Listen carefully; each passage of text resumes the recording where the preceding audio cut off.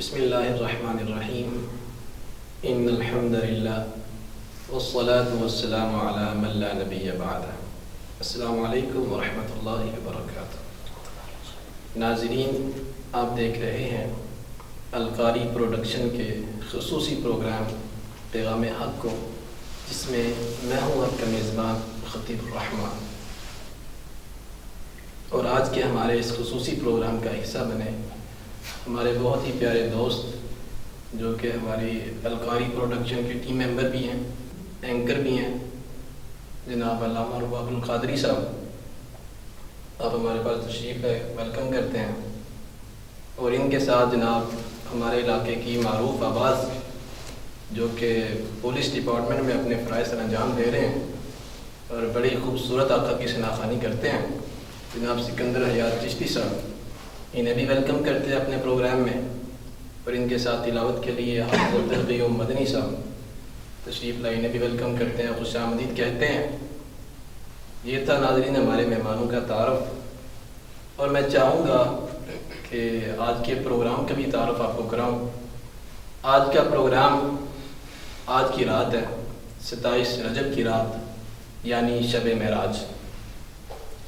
وہ رات کہ جس رات اللہ تعالیٰ نے امام الانبیاء محبوب کبریا صلی اللہ تعالیٰ علیہ وسلم کے بے شمار معجزات میں سے ایک عظیم معجزے کا اظہار فرمایا، یعنی کہ شب معراج.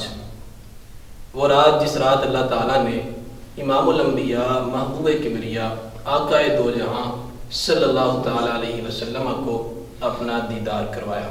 سبحان اللہ. اور انشاءاللہ اس موضوع پہ علامہ صاحب سے گفتگو کریں گے. میں چاہوں گا اپنے پروگرام کا باقاعدہ آغاز تلاوت قرآن مجید سے کروں، تو تلاوت قرآن مجید کے لیے حافظ عبدالقیوم مدنی صاحب. اعوذ باللہ من الشیطان الرجیم.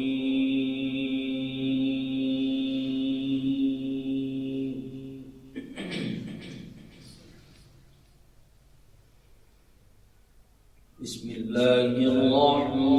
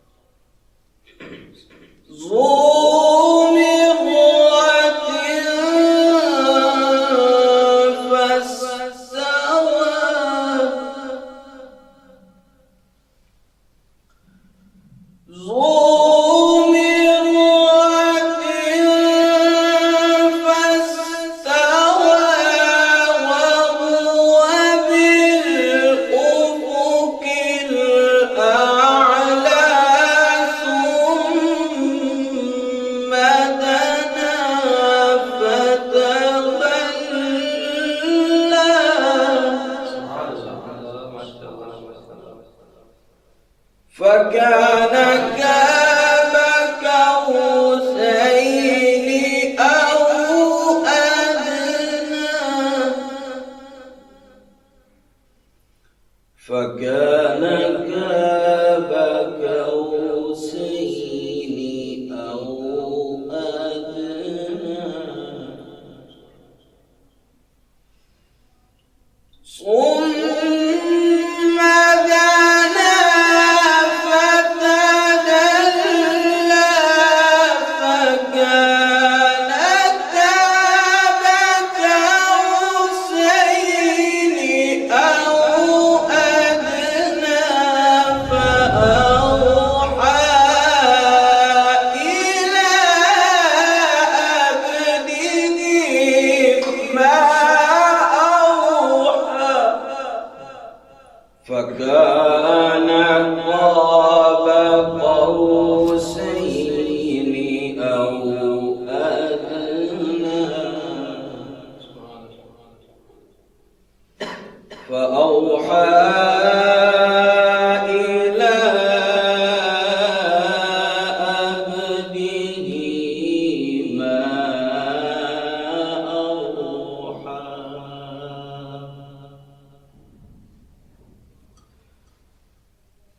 ثم دنا فتدلى فكان قاب قوسين أو أدنى فكان قاب قوسين أو أدنى فأوحى إلى عبده ما أوحى فأوحى إلى عبده ما أوحى صدق الله العظيم ماشاء اللہ بڑے خوبصورت انداز میں اور بڑے خوبصورت لہجے میں اللہ رب العزت کی لا ریب کتاب قرآن مجید فرقان حمید سے ہمارے قلوب و اذہان کو منور فرما رہے تھے حافظ عبد القیوم صاحب، اللہ تعالیٰ ان کے علم و عمل میں اضافہ فرمائے۔ اب ناظرین چلتے ہیں اپنے اگلے مہمان ثنا خان کی طرف۔ شاعر کہتا ہے خدا کا ذکر کرے ذکر مصطفیٰ نہ کرے، ہمارے منہ میں ہو ایسی زباں خدا نہ کرے۔ اللہ رب العزت کے لا ریب کتاب سے ہم نے چند آیات سماعت فرمائی۔ اب میں چاہوں گا آقا کی ثنا کے لیے جناب بلبل مدینہ جناب سکندر حیات چشتی صاحب آقا کی بارگاہ اقدس میں ہدیہ عقیدت پیش فرمائیں۔ حدود طائر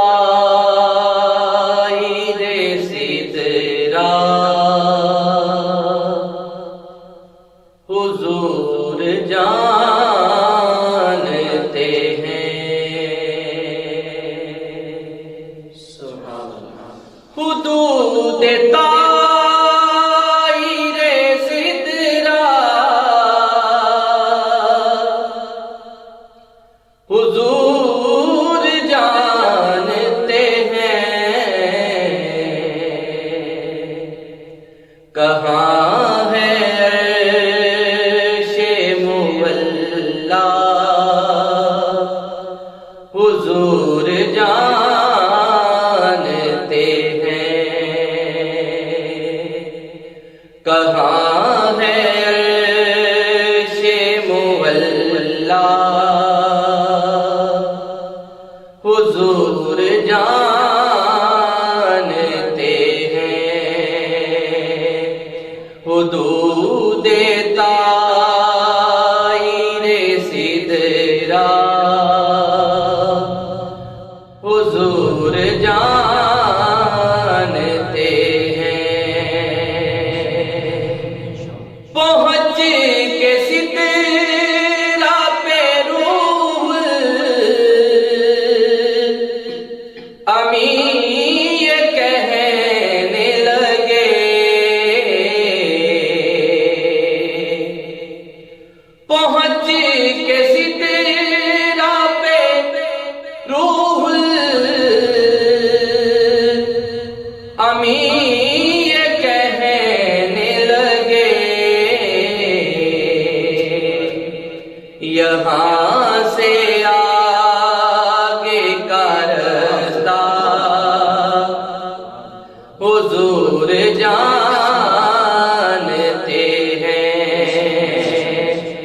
جہاں سے آگے کا رستہ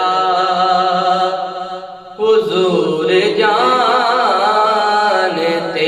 ہیں، انہیں خبر ہے کہیں سے، پڑھو درود پر، انہیں خبر ہے کہیں سے، پڑھو درود پر، تمام دہر کا نشہ حضور جانتے ہیں، تمام دہر کا نشہ حضور جانتے ہیں، بروز حشر شفاعت کریں گے چن چن کر، ہر ایک غلام کا چہرہ حضور جانتے ہیں، ہر ایک غلام کا چہرہ حضور جانتے ہیں، کہاں ہے عرش مولا حضور جانتے ہیں، حدود طائر سدرہ حضور جانتے ہیں۔ ماشاءاللہ بڑے ہی خوبصورت انداز میں آقا کی ثنا مار رہے تھے جناب سکندر حیات چشتی صاحب۔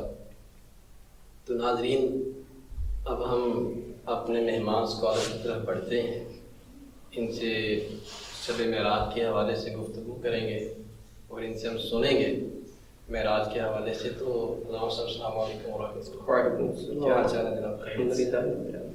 علامہ صاحب، میں چاہوں گا اپنے ناظرین کو آپ بتائیں، کیونکہ عموماً ہم سنتے ہیں، واقعہ معراج بھی سنتے ہیں، ہمارے مسلمانوں کے حالات اس طرح کے ہیں، معاشرے کے حالات اس طرح کے ہیں کہ ہمیں نہیں پتہ ہوتا معراج کیا ہے۔ تو میں چاہوں گا کوئی ایسا مفید جملہ جو کہ ہمارے ناظرین آسانی سے یاد بھی کر سکیں اور اس میں معراج کی تعریف بھی بیان ہو سکے۔ بسم اللہ الرحمن الرحیم، الحمد للہ الذی اسری بعبدہ لیلا من المسجد الحرام الى المسجد الاقصى،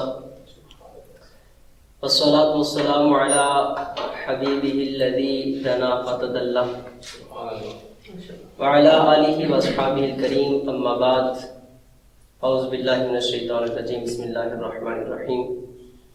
قال اللہ تبارک و تعالی فی شان حبیبہ ان اللہ و ملائکتہ یصلون علی النبی یا ایھا الذین آمنوا صلوا علیہ وسلموا تسلیما۔ پڑھیے الصلاۃ والسلام علیک یا سیدی یا رسول اللہ وعلی آلک واصحابک یا حبیب اللہ۔ مشکور ہوں خطیب الرحمان صاحب کا اور القاری پروڈکشن کی پوری ٹیم کا کہ جنہوں نے نبی پاک صلی اللہ تعالی علیہ وآلہ وسلم کے معراج کے موقع پر ذکر محبوب کی ایک سنہری گھڑی جو ہے وہ فراہم کی۔ اللہ تبارک و تعالی ہمیں اس پہ پیغام حق کے اندر معراج مصطفیٰ کے اس پروگرام کی برکت نصیب فرمائے۔ تو جو آپ نے سوال کیا بڑا ہی اہم پوائنٹ بھی ہے کہ عمریں گزر گئیں یہ سنتے سنتے کہ معراج مصطفیٰ کیا ہے، اور کتنوں کی عمریں گزر گئی معراج مصطفیٰ کو بیان کرتے کرتے۔ حقیقت اور حالت ہمارے معاشرے کی یہی ہے کہ اگر کسی سے پوچھ لیا جائے کہ معراج کیا ہے یا معراج کو کیا ہوا تو وہ یہ نہیں بتا سکیں گے، اس کا پتہ نہیں ہوتا. تو اس کے لیے یہ جملہ یاد کر لینا ہی بڑا کام آنے والی بات ہے کہ معراج کو اگر کوئی پوچھے کہ معراج کیا ہے تو یہ کہہ دینا ہی کافی ہے کہ اللہ تبارک و تعالیٰ کا اپنے محبوب کو لامکان کے اندر اپنے پاس بلا کر اپنا دیدار کروانا معراج ہے. یہ اس لیے عرض کر رہا ہوں کہ مختلف مفسرین اور جو اہل لغت ہیں انہوں نے اس پہ بحث کی ہے اور اپنا اپنا جو ہے محبت برا معنی بیان کیا، لیکن یہ جو جملہ ہے اس کے اندر ساری تعریف بھی موجود ہے اور مختصر اختصار کے ساتھ سارا مفید جملہ ہے کہ اللہ تبارک و تعالیٰ کا اپنے لاڈلے نبی کو لامکان کے اندر بلا کے ظاہری آنکھوں سے اپنا دیدار کروانا معراج ہے. ماشاء اللہ علامہ صاحب نے بڑی خوبصورت انداز میں اور بڑی مختصر تعریف بیان فرمائی، جو کہ اگر یاد کرنا چاہیں تو بچہ یاد کر سکتا ہے کہ معراج اللہ تعالیٰ کا اپنے محبوب کو لامکان میں بلا کر اپنا دیدار کروانے سے معراج کہتے ہیں. تو ماشاءاللہ بڑی خوبصورت انداز میں آپ نے تعریف بیان فرمائی. علامہ صاحب میں چاہوں گا کہ آپ ہمارے ناظرین کو بتائیں، چونکہ قرآن میں اللہ تعالیٰ نے تمام احکام بیان فرمائے ہیں وضاحت کے ساتھ، میں چاہوں گا کہ آپ بتائیں قرآن میں اللہ تعالیٰ نے معراج کو کس انداز میں بیان فرمایا ہے؟ اللہ تبارک و تعالیٰ نے قرآن مجید ایسی کتاب عطا فرمائی ہے کہ جس کے اندر اول سے لے کر آخر تک کا بیان موجود ہے. اور رب ذوالجلال نے فرمایا کہ سبحان الذی اسری بعبدہ لیلا من المسجد الحرام الی المسجد الاقصی. سبحان اللہ، پاک ہے وہ ذات جس نے اپنے بندے کو سیر کروائی. سبحان اللہ، سبحان الذی اسری بعبدہ لیلا، رات کے وقت سیر کروائی، من المسجد الحرام الی المسجد الاقصی، مسجد حرام سے لے کر مسجد اقصی تک اس پاک ذات نے اپنے بندے کو سیر کروائی. اللہ اکبر جل شانہ. یہاں پہ ایک جو ہے وہ لطیف بات میرے ذہن میں آ رہی ہے، وہ عرض کر کے ترجمے کے اندر پھر آگے بات کو چلاؤں گا. اللہ نے فرمایا بعبدہ کہ اپنے بندے کو سیر کروائی. اب معراج تو آقا علیہ الصلوۃ والسلام کو ہوئی، اور یہ عبد سے مراد جو ذات ہے وہ نبی پاک صلی اللہ علیہ وسلم کی ذات ہی ہے. سوال یہ ہے کہ نبی پاک صلی اللہ تعالیٰ علیہ وسلم کو اللہ نے بڑا مقام و مرتبہ عطا فرمایا ہے، تو حضور نبی بھی ہیں، رسول بھی ہیں، اللہ کے حبیب بھی ہیں، خاتم النبیین بھی ہیں، رحمت للعالمین بھی ہیں.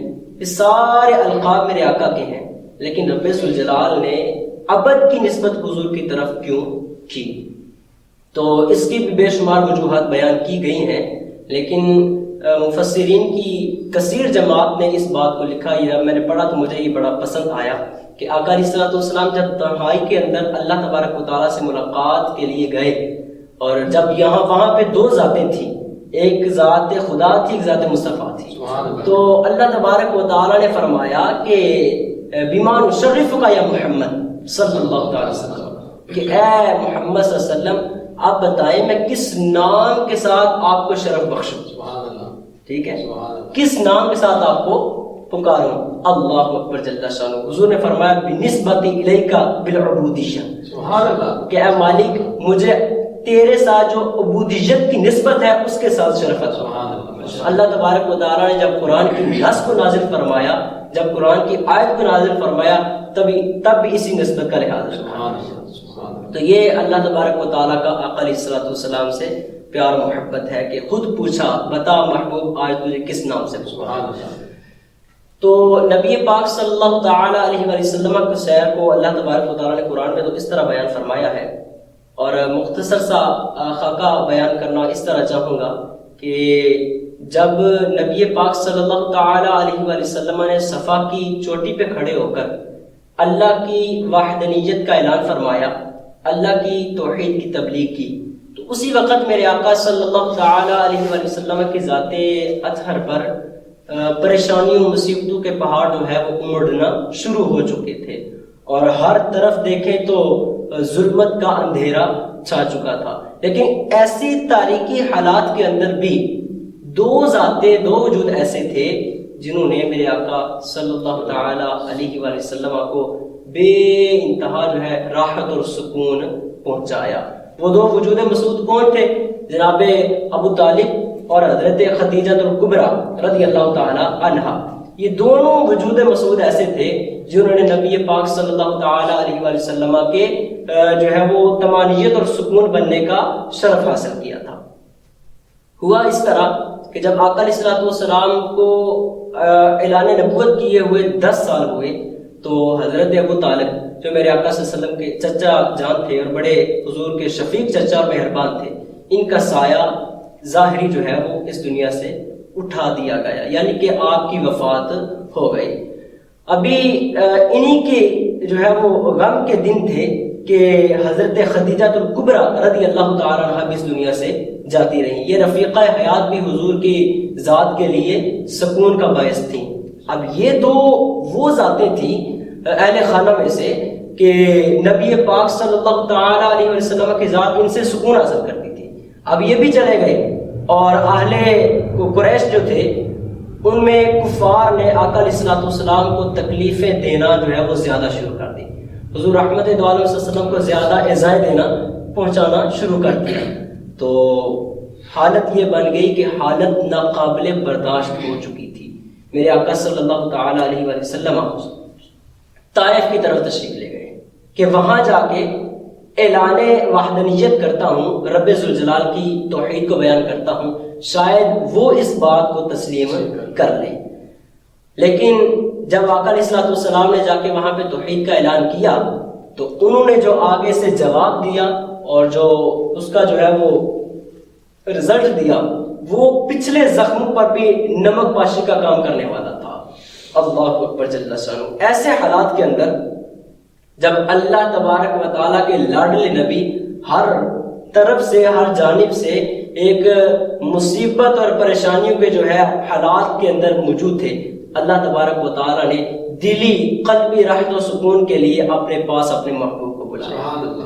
تو ایسے حالات کے اندر اللہ نے حضور کو سیر کروائی. اور اگر دیکھا جائے تو اس وقت سے بڑھ کر اور کوئی موضوع ترین وقت ہو سکتا نہیں تھا سفر اسرا کا.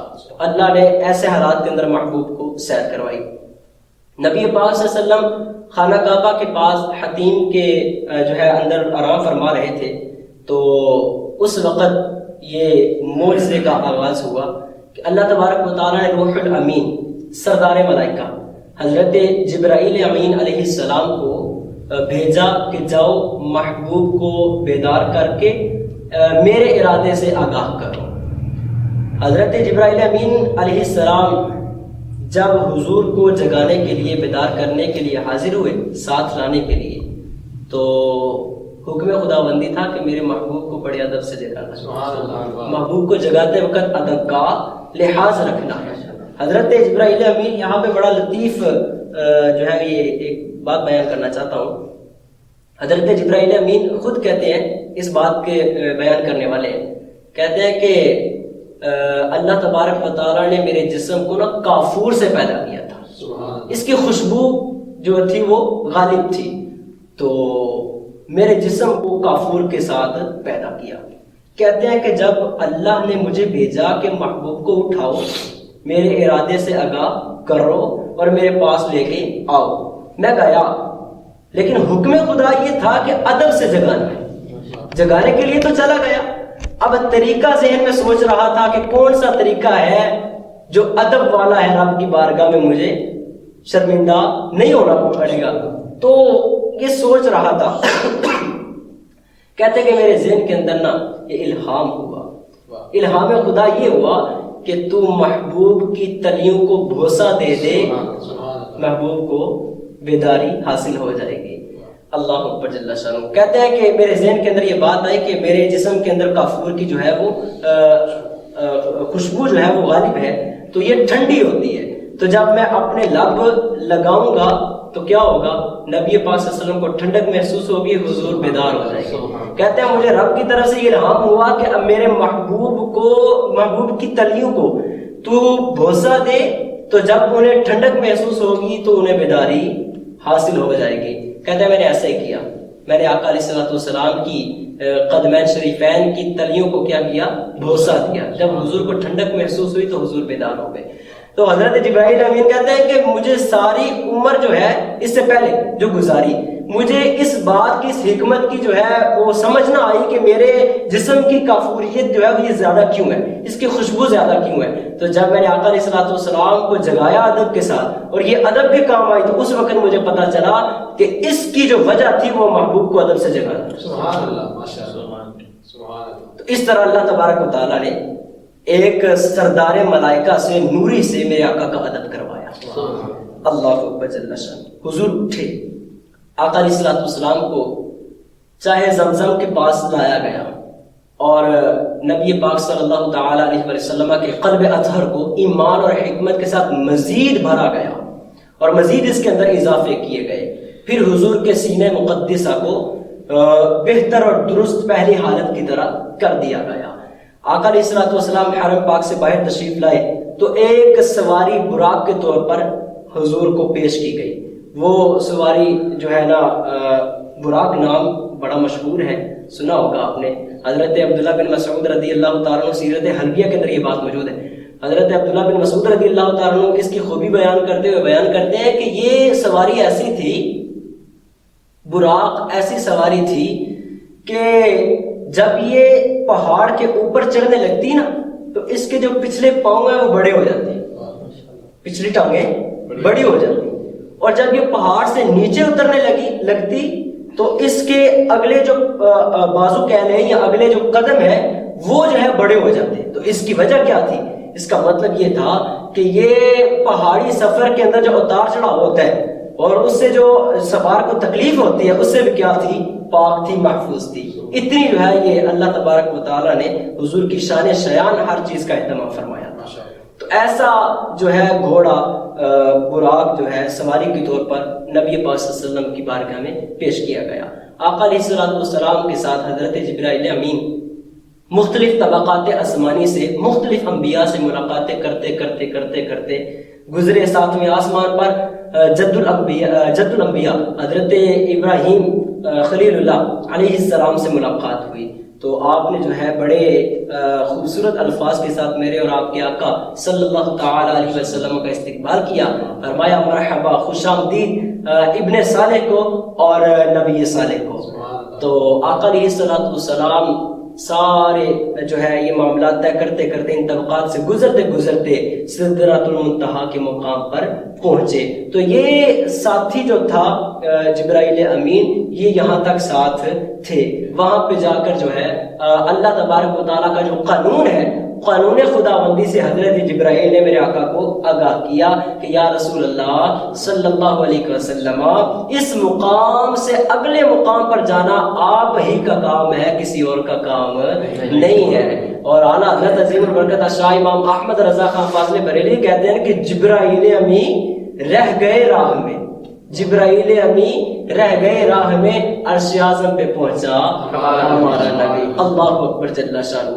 وہاں پر اللہ تبارک و تعالیٰ کی انوار و تجلیات کی جگہ ہے کہ رب ذوالجلال کی انوار و تجلیات وہاں پہ برستی ہیں۔ میرے اور آپ کے کریم لجپال آقا صلی اللہ تعالی علیہ وآلہ وسلم اس جگہ پر پہنچے۔ پھر اس سے آگے کیا ہوا، کون سی باتیں ہوئیں، کس انداز میں ملاقات ہوئی، وہ الفاظ اور بیان یا عقل اس چیز کا احاطہ کر سکتی نہیں، لیکن رب ذوالجلال نے فرمایا سورہ نجم کے اندر کہ ثم دنا فتدلی، سبحان اللہ، ثم دنا فتدلی، پھر دنا وہ قریب ہوا، فتدلی پھر اور قریب ہوا، سبحان اللہ، فکان قاب قوسین او ادنا، اتنا قریب ہوا جیسے کہ دو کمانیں قریب ہوتی ہیں، سبحان اللہ، سبحان اللہ، یا او ادنا، اس سے بھی کم فاصلہ تھا، سبحان اللہ، او ادنا اس سے کم فاصلہ کتنا تھا؟ یہ بھی میری اور آپ کی عقل جو ہے وہ احاطہ کر سکتی نہیں ہے۔ یہاں پہ یہ بات بیان کرنا چاہوں گا کہ رب ذوالجلال نے فرمایا دنا فتدلا، آپ اس بات کو سمجھیں گے اور ناظرین میں جو ہے صرف و نحو کے علم رکھنے والے ہیں وہ بھی اس بات کو سمجھیں گے کہ دنا فعل ہے، فعل کہتے ہیں کام کو، تو یہاں پہ کام پایا گیا نا، قریب ہونا، کام پایا گیا، دنا فعل ہے، فتدلا یہ تدلا پھر کیا ہے؟ فعل ہے، دو فعل پائے گئے، دو کام پائے گئے، قریب ہونا، لیکن جہاں پہ کام پایا جاتا ہے وہاں پہ کام کرنے والا بھی پایا جاتا ہے۔ یہاں پر تو دو کام ہے، جہاں پہ کام پایا جائے، کام ایک ہو اگر سے تو کرنے والا پایا جاتا ہے، یہاں پہ دو کام ہے لیکن کرنے والے ایک کا بھی ذکر نہیں ہے۔ اس کی وجہ کیا ہے؟ تو یاد رکھیں، جو محبت ہوتی ہے، محبت وہ اپنی زبان خود تخلیق کرتی ہے، اور جو اظہار محبت ہوتا ہے نا، محبت کا اظہار ہوتا ہے، وہ لفظ کا محتاج نہیں ہوتا، اور محبت یہ اپنا پرسان حال جس طرح کی بھی ہو بیان کر دیتی ہے۔ تو اللہ تبارک و تعالی نے یہ جو فرمایا، دو فعلوں کا ذکر کر کے فاعل کا ذکر نہ کیا، تو محبت کے تقاضوں میں ایک تقاضا یہ ہے کہ جب دو کا ذکر کیا جائے تو ایسے ذکر کیا جائے کہ دیکھنے والے اور سننے والے کو پتہ یہ چلے کہ دو کا ذکر نہیں بلکہ ایک کا ذکر ہو رہا ہے، ذکر دو کا نہیں ایک کا ہو رہا ہے۔ دنا یہ بھی فعل، یہ بھی کام پایا جا رہا ہے، تدلا بھی فعل، کام پایا جا رہا ہے، لیکن کرنے والے کا ذکر نہیں ہے۔ تو آپ اس سے نبی پاک صلی اللہ علیہ وسلم کی ذات بھی مراد لے سکتے ہیں، اللہ کی ذات بھی مراد لے سکتے ہیں، لیکن ایک کا ذکر نہیں فرمایا۔ دنا حضور قریب ہوئے، فتدلا اور قریب ہوئے، یا یوں کہہ لیں دنا رب ذوالجلال کی رحمت اپنی شان کے مطابق حضور کے قریب ہوئی، فتدلا اور قریب ہو گئی، یا یوں بھی لے سکتے ہیں، دونوں میں رب ذوالجلال نے فرق نہیں کیا، یوں بھی لے سکتے ہیں کہ دنا میرے اور آپ کے کریم لجپال آقا صلی اللہ تعالی علیہ وسلم رب کی رحمت کے قریب ہوئے، قریب ہوئے، لیکن ہے تو مخلوق، ہے تو مخلوق ہے۔ جو مخلوق ہوتی ہے وہ محدود ہوتی ہے، اس کی ایک حد ہوتی ہے، اور میرے اور آپ کے آقا سے بڑھ کر حدوں کو پہنچ جانے والا ہے۔ حضور ہے تو مخلوق، قریب ہوئے لیکن ایک حد تک قریب ہوئے، لیکن پھر جس کے قریب ہوئے تھے وہ نہ مخلوق ہے نہ محدود ہے، وہ غیر مخلوق ہے اور غیر محدود ہے، نہ اس کے لیے کوئی حد ہے۔ تو جب حضور ایک حد تک قریب ہوئے، فتدلا رب کی رحمت لا محدود سے لے کر آقا علیہ السلام کے قریب ہوئے۔ تو یہ اللہ تبارک و تعالیٰ نے دوئی کا ذکر کر کے، دو چیزوں کی دوئی کا ذکر کر کے، لیکن ایسے ذکر کیا کہ دوئی کو ختم کر دیا جیسے ایک ہی چیز کا ذکر ہو۔ اس سے یہ بھی پتہ چلتا ہے کہ ان دونوں میں سے کسی ایک کو بھی نہ ماننے والا ایمان والا ہو سکتا نہیں ہے، ان دونوں میں سے کسی ایک پر بھی کم ایمان رکھنے والا بھی ایمان کا مکمل اپنے آپ کو کہہ سکتا نہیں کہ میں بڑا ایمان والا ہوں یا بڑا مومن، اس کا ایمان مکمل نہیں ہوگا۔ تو اللہ تبارک و تعالیٰ نے اس طرح جو ہے بیان فرمایا، اور نبی پاک صلی اللہ تعالیٰ علیہ وآلہ وسلم کے معجزے کی جو ہے شان، اور حضور کے اس معجزے کی شان کہ جب حضرت موسیٰ علیہ السلام نے عرض کی کہ یا اے میرے خدا پروردگار، اے پیدا فرمانے والے، اے شانوں سے نوازنے والے، نبوت کا تاج عطا فرمانے والے، میں چاہتا ہوں کہ تیری زیارت کر، میں تجھے دیکھنا چاہتا ہوں۔ تو کیا فرمایا؟ لن ترانی، موسیٰ تو دیکھ سکتا نہیں ہے۔ اللہ اکبر جل شانہ۔ اور اعلیٰ حضرت عظیم البرکت شاہ امام احمد رضا خان فاضل بریلوی کہتے ہیں حضور کی شان اور معجزے کے بارے میں، تبارک اللہ شان تیری، سبحان اللہ، تبارک اللہ شان تیری، تجھی کو زیبا ہے بے نیازی، تبارک اللہ شان تیری، تجھی کو زیبا ہے بے نیازی، کہیں تو وہ جوش لن ترانی، کہیں تقاضے وصال کی۔ کہیں پہ فرمایا کہ تو دے سکتا نہیں ہے، کہیں پہ فرمایا دلہ فتدلا، قریب ہوا پھر اور قریب ہو گئے، پھر فاصلے کی اللہ تبارک و تعالیٰ نے کیا مقدار بیان کی، قربت کا کیا جو ہے زاویہ بیان کیا اور کیا لیول بیان کیا۔ فرمایا فکان قاب قوسین او ادنا، اور جب عرب کے دو قبیلوں میں صلح ہو جاتی اور ایسے صلح ہو جاتی کہ پکے بھائی بن جاتے، تو ہوتا کیا، وہ اپنی اپنی کمان کو لیتے، ان کو اکٹھا کر لیتے، دونوں کمانوں سے ایک تیر چلاتے. جب دو کمانیں اکٹھی کی جائے تو دونوں کا وجود تو مل جاتا، تو ان سے ایک تیر چلاتے اور یہ اس بات کا اعلان ہوتا کہ دونوں کی ذات سمجھے ایک ہی ذات ہے. دونوں کے اندر بھائی چارہ ایسا ہو گیا ہے کہ دونوں میں سے ایک پر حملہ دونوں پہ حملہ ہے. ٹھیک ہے، دونوں میں سے ایک سے پیار دوسرے سے پیار ہے. یہ اس بات کا کیا ہوتا، اعلان ہوتا.